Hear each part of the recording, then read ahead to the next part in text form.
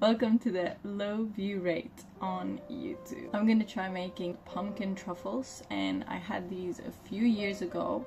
I don't know the recipe to this. This is completely an experiment.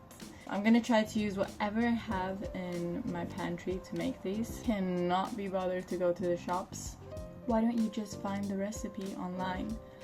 I cannot find this recipe online. I did try to find it, but it doesn't exist. I'm just gonna try to replicate what I ate those years ago. Let's try it.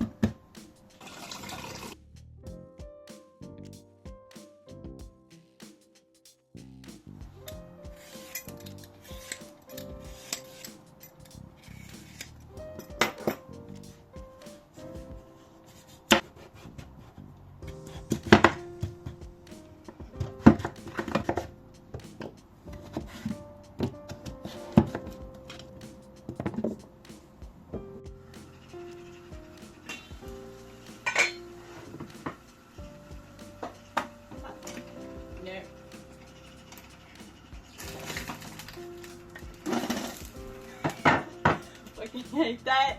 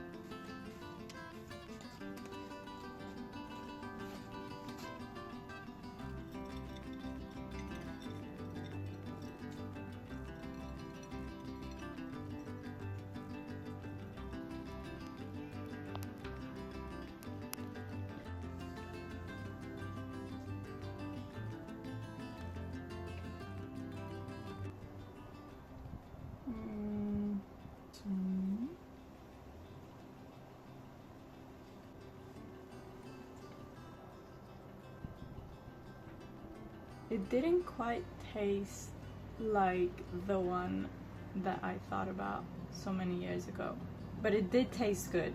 And it kind of reminds me of a sweet called obrigadeiro, which is literally just condensed milk and butter all in one, basically.